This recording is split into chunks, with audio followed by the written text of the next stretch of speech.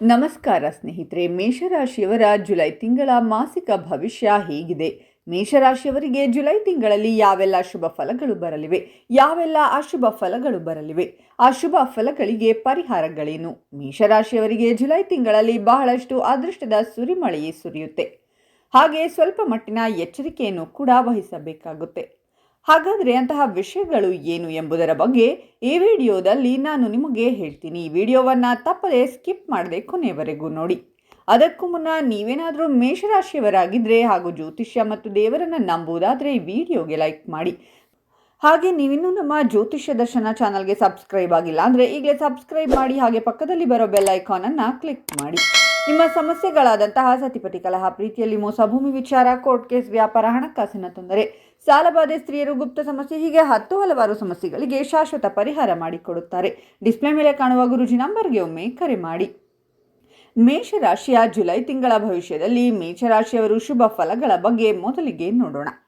ಮೇಷರಾಶಿಯವರು ಇಷ್ಟು ದಿನ ಪಟ್ಟಂತಹ ಕಷ್ಟಕ್ಕೆ ಈ ತಿಂಗಳು ತುಂಬಾನೇ ಸಮಾಧಾನವಾದಂತಹ ಅದೃಷ್ಟವನ್ನು ತಂದುಕೊಡುವಂತಹ ತಿಂಗಳಾಗಿರುತ್ತೆ ಅಂತ ಹೇಳಿದರೆ ತಪ್ಪಾಗಲ್ಲ. ಹೌದು, ಮೇಷರಾಶಿಯವರು ತುಂಬಾನೇ ಯುಗಾದಿ ನಂತರ ಕಷ್ಟಗಳನ್ನು ಎದುರಿಸಿರ್ತೀರಾ. ಹಾಗೆ ಸಮಸ್ಯೆಗಳ ಸರಮಾಲೆ ಅನ್ನೋದು ಬಂದಿರುತ್ತೆ. ಆದರೆ ಈ ತಿಂಗಳಲ್ಲಿ ನೀವು ಸುಧಾರಿಸಿಕೊಳ್ಳುತ್ತೀರಾ ಅಂತ ಹೇಳಿದರೆ ತಪ್ಪಾಗಲ್ಲ. ಖಂಡಿತವಾಗಿಯೂ ಕೂಡ ಈ ತಿಂಗಳಲ್ಲಿ ನೀವು ಸಾಕಷ್ಟು ರೀತಿಯಾದಂತಹ ಉತ್ತಮ ರೀತಿಯ ವಾತಾವರಣ ಅನ್ನೋದನ್ನು ಕಾಣ್ತೀರಾ. ಇನ್ನು ನಿಮಗಿರುವಂತಹ ಸಮಸ್ಯೆಗಳು ಈ ತಿಂಗಳಲ್ಲಿ ಕಡಿಮೆ ಆಗ್ತಾ ಬರುತ್ತೆ. ನಿಮಗೆ ಇರುವಂತಹ ಸಮಸ್ಯೆಗಳು, ಸಾಲದಿಂದ ಮುಕ್ತಿ, ಇದೆಲ್ಲವೂ ಕೂಡ ಈ ತಿಂಗಳಲ್ಲಿ ನಡೆಯುತ್ತೆ. ಇನ್ನು ಶುಕ್ರ ಗ್ರಹದಿಂದ ಸಾಕಷ್ಟು ಧನ ಲಾಭವಾಗುತ್ತೆ. ಶುಕ್ರನಿಂದ ಕೂಡ ಒಳ್ಳೆಯ ಧನ ಲಾಭ ಅನ್ನೋದು ಈ ತಿಂಗಳಲ್ಲಿ ಈ ರಾಶಿಯವರು ಕಾಣುತ್ತಾರೆ. ಸ್ತ್ರೀಯರಿಂದ ನಿಮಗೆ ಹಣಕಾಸಿನ ವೃದ್ಧಿಯಾಗುತ್ತೆ. ಒಟ್ಟಾರೆಯಾಗಿ ಹೇಳಬೇಕಂದ್ರೆ ಮೇಷರಾಶಿಯವರಿಗೆ ಸ್ತ್ರೀಯರಿಂದ ಈ ತಿಂಗಳಲ್ಲಿ ಹಣಕಾಸಿನ ವೃದ್ಧಿ ಅನ್ನೋದು ಆಗುತ್ತೆ. ಹಾಗೆ ಮೇಷರಾಶಿಯ ಸಂಗಾತಿಯಿಂದ ಧನ ಲಾಭವಾಗುತ್ತೆ. ಮೇಷರಾಶಿಯ ಸಂಗಾತಿಗೆ ಉತ್ತಮವಾದಂತಹ ಕೆಲಸ ಅನ್ನೋದು ಸಿಗುತ್ತೆ. ಹಾಗಾಗಿ ಧನ ಸ್ಥಾನದಲ್ಲಿ ಶುಕ್ರ ಇರುವುದರಿಂದ ಖಂಡಿತವಾಗಿಯೂ ಕೂಡ ಸಂಗಾತಿಯಿಂದ ಉತ್ತಮ ಕೆಲಸ ಅನ್ನೋದು ಸಿಕ್ಕಿ ಹಣಕಾಸಿಗೂ ಕೂಡ ಯಾವುದೇ ರೀತಿಯಾದಂತಹ ತೊಂದರೆಗಳು, ತಾಪತ್ರಯಗಳು ಬರೋದಿಲ್ಲ. ಮನೆಯಲ್ಲಿ ಗಂಡ ಹೆಂಡತಿ ಇಬ್ಬರೂ ಕೂಡ ದುಡಿದರೆ ಖಂಡಿತವಾಗಿಯೂ ಕೂಡ ನೆಮ್ಮದಿಯುತವಾದಂತಹ ವಾತಾವರಣ ಇದ್ದೇ ಇರುತ್ತೆ. ಕಷ್ಟ ಅನ್ನೋದು ಬರುವುದೇ ಇಲ್ಲ. ಹಾಗಾಗಿ ನೆಮ್ಮದಿಯೂ ಇರುತ್ತೆ. ಕುಟುಂಬದಲ್ಲಿ ಶಾಂತಿ ಕೂಡ ನೆಲೆಸುತ್ತೆ. ಇನ್ನು ಮೀಡಿಯಾ ಫೀಲ್ಡ್ನಲ್ಲಿ ಕೆಲಸ ಮಾಡುವವರು, ಬರಹಗಾರರು, ಇಂತಹವರಿಗೆ ಈ ತಿಂಗಳು ಅನುಕೂಲಕರವಾಗಿರುತ್ತೆ ಅಂತ ಹೇಳಬಹುದು. ನೀವು ಎತ್ತರದ ಮಟ್ಟಕ್ಕೆ ಸಾಗುತ್ತೀರಾ ಈ ತಿಂಗಳಲ್ಲಿ. ಇನ್ನು ಬುಧಾದಿತ್ಯ ಯೋಗ ಕೂಡ ಈ ರಾಶಿಯವರಿಗೆ ಇರುತ್ತೆ. ಹಾಗಾಗಿ ಈ ತಿಂಗಳು ಈ ರಾಶಿಯವರಿಗೆ ಜಾಕ್ಪಾಟ್ ತಿಂಗಳು ಅಂತಾನೆ ಹೇಳಬಹುದು. ಸೂರ್ಯ ಮತ್ತು ಬುಧ ಇಬ್ಬರು ಕೂಡ ಒಟ್ಟಿಗೆ ಇರುವುದರಿಂದ ಈ ರಾಶಿಯವರಿಗೆ ಬುಧಾದಿತ್ಯ ಯೋಗ ಕೂಡ ಶುರುವಾಗಿದೆ. ಹಾಗಾಗಿ ಈ ತಿಂಗಳು ನೀವು ಏನು ಒಂದು ಕೆಲಸ ಮಾಡಿದರೂ ಕೂಡ ಅದರಲ್ಲಿ ಸಕ್ಸಸ್ ಕಾಣ್ತೀರಾ. ಹಾಗೆ ಏನೇ ಒಂದು ವ್ಯವಹಾರ ಮಾಡಿದರೂ ಕೂಡ ಅದರಲ್ಲಿ ಖಂಡಿತವಾಗಿಯೂ ಹಣವನ್ನು ಎಕ್ಸ್ಪೆಕ್ಟ್ ಮಾಡಬಹುದು.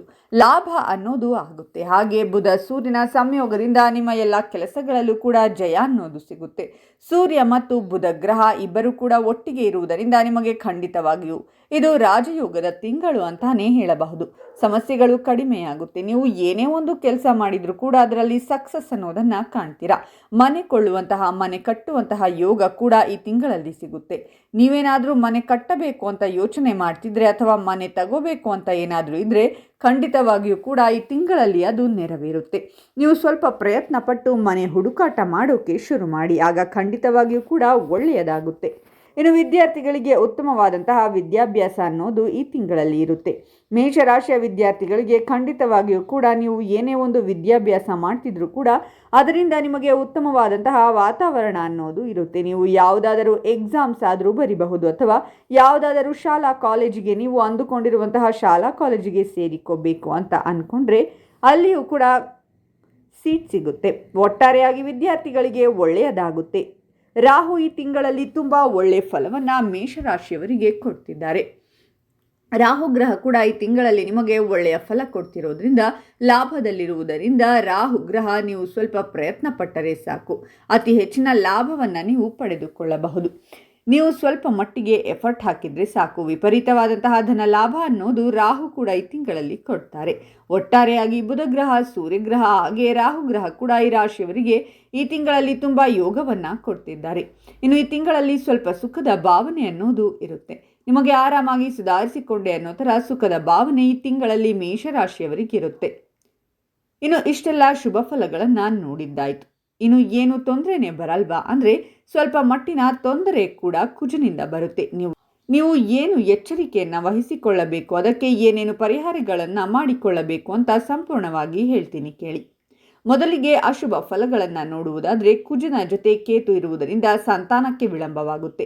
ನೀವೇನಾದರೂ ಸಂತಾನಕ್ಕೆ ಅಪೇಕ್ಷೆ ಮಾಡ್ತಿದ್ರೆ ಮೇಷರಾಶಿಯವರು ಅಂದರೆ ಮಕ್ಕಳಿಗಾಗಿ ನೀವೇನಾದರೂ ಪ್ಲ್ಯಾನ್ ಮಾಡ್ತಿದ್ರೆ ಈ ತಿಂಗಳು ಉತ್ತಮವಾಗಿಲ್ಲ. ಹಾಗಾಗಿ ಇನ್ನು ಸ್ವಲ್ಪ ದಿನ ಬಿಟ್ಟು ಪ್ರಯತ್ನ ಮಾಡಿದರೆ ಖಂಡಿತವಾಗಿಯೂ ಕೂಡ ಒಳ್ಳೆಯದಾಗುತ್ತೆ. ಇನ್ನು ಮೇಷರಾಶಿಯವರು ಅವರ ಮಕ್ಕಳ ಆರೋಗ್ಯದ ಬಗ್ಗೆ ಖಂಡಿತವಾಗಲೂ ಕೂಡ ನಿಗಾ ವಹಿಸಬೇಕು. ಯಾಕಂದರೆ ಸಡನ್ ಆಗಿ ಹುಷಾರ್ ತಪ್ತಾರೆ. ಹಾಗಾಗಿ ನೀವು ಮಕ್ಕಳ ಬಗ್ಗೆ ಗಮನ ಹರಿಸಿ, ಅವರ ಆರೋಗ್ಯದಲ್ಲಿ ನಿಗಾ ವಹಿಸಿ. ಇನ್ನು ಶನಿಯಿಂದ ಕೆಲಸ ಕಾರ್ಯಗಳು ಕೂಡ ನಿಧಾನಗತಿಯಲ್ಲಿ ಸಾಗುತ್ತೆ. ನಿಮಗೆ ಸಾಡೆ ಸಾತಿ ಶುರುವಾಗುವುದರಿಂದ ಶನೀಶ್ವರ ನಿಮಗೆ 7.5 ವರ್ಷಗಳ ಕಾಲ ನಿಮ್ಮ ರಾಶಿಯಲ್ಲಿ ಇರುವುದರಿಂದ ಸ್ವಲ್ಪ ನೀವು ಮಾಡುವಂತಹ ಕೆಲಸ ಕಾರ್ಯಗಳು ನಿಧಾನವಾಗುತ್ತೆ. ಒಟ್ಟಾರೆಯಾಗಿ ಕೆಲಸ ಕಾರ್ಯಗಳೆಲ್ಲ ಸಕ್ಸಸ್ ಆಗುತ್ತೆ, ಆದರೆ ನಿಧಾನವಾಗಿ ಸಕ್ಸಸ್ ಆಗುತ್ತೆ ಅಂತಾನೇ ಹೇಳಬಹುದು. ಈ ತಿಂಗಳು ನಿಮಗೆ ದಾಂಪತ್ಯದಲ್ಲಿ ಒಂದಷ್ಟು ಅಡೆತಡೆಗಳು ಬರುವ ಸಾಧ್ಯತೆ ಇದೆ. ನಿಮ್ಮ ಮಧ್ಯೆ ಬಿರುಕು ಮೂಡುವಂತಹ ಸಂದರ್ಭ ಎದುರಾಗುತ್ತೆ. ಆದಷ್ಟು ಮಾತಿನಲ್ಲಿ ಬಗೆಹರಿಸಿಕೊಳ್ಳುವುದು ಉತ್ತಮ. ಈ ಘಟನೆ ಖಂಡಿತವಾಗಿಯೂ ನಡೆಯುತ್ತೆ, ಎಚ್ಚರದಿಂದಿರಿ. ಇನ್ನು ಇದಕ್ಕೆಲ್ಲ ಪರಿಹಾರಗಳು ಏನು ಅಂದರೆ ನೀವು ಸಂಕಷ್ಟಹರ ಚತುರ್ದಶಿ ದಿನ ಗಣೇಶನ ಆರಾಧನೆ ಮಾಡಿ, ಕೇತುವಿನ ಶಾಂತಿಗಾಗಿ ಗಣೇಶನ ಆರಾಧನೆ ಮಾಡಿ. ಖಂಡಿತವಾಗಿಯೂ ಕೂಡ ನಿಮ್ಮ ಕೆಲಸದಲ್ಲಿ ಬರುವಂತಹ ವಿಘ್ನಗಳೆಲ್ಲವೂ ನಿವಾರಣೆಯಾಗುತ್ತೆ. ಇನ್ನು ಶನಿ ಶಾಂತಿಗಾಗಿ ಹನುಮಾನ್ ಚಾಲಿಸಾ ಪಠನೆ ಮಾಡಿ. ಪ್ರತಿ ಶನಿವಾರ ನೀವು ಶನೀಶ್ವರನ ದೇವಾಲಯಕ್ಕೆ ಅಥವಾ ಆಂಜನೇಯ ಸ್ವಾಮಿ ದೇವಾಲಯಕ್ಕೆ ಭೇಟಿ ನೀಡುವುದರಿಂದ ನಿಮಗಿರುವಂತಹ ಅಶುಭ ಫಲಗಳು ನಿವಾರಣೆಯಾಗುತ್ತೆ, ಶುಭ ಫಲಗಳು ಹೆಚ್ಚಾಗುತ್ತವೆ. ನೋಡಿದ್ರಲ್ಲ ಸ್ನೇಹಿತರೆ, ಮೇಷರಾಶಿಯವರು ಜುಲೈ ತಿಂಗಳಲ್ಲಿ ಎಷ್ಟೆಲ್ಲ ಅದೃಷ್ಟವನ್ನು ಪಡೆದುಕೊಳ್ಳುತ್ತಿದ್ದಾರೆ ಅಂತ. ಹಾಗೆ ಈ ತಿಂಗಳು ಸುಧಾರಣೆ ಕಾಣುತ್ತಿದೆ ಅಂತಾನೇ ಹೇಳಬಹುದು. ನೀವು ಕೂಡ ಮೇಷರಾಶಿಯವರಾಗಿದ್ದರೆ ಜೈ ಹನುಮಾನ್ ಅಂತ ಕಾಮೆಂಟ್ ಮಾಡಿ. ಈ ವಿಡಿಯೋವನ್ನು ಲೈಕ್ ಮಾಡಿ ಮತ್ತು ನಿಮ್ಮ ಎಲ್ಲ ಸ್ನೇಹಿತರು ಹಾಗೂ ಸಂಬಂಧಿಕರಿಗೂ ಶೇರ್ ಮಾಡಿ.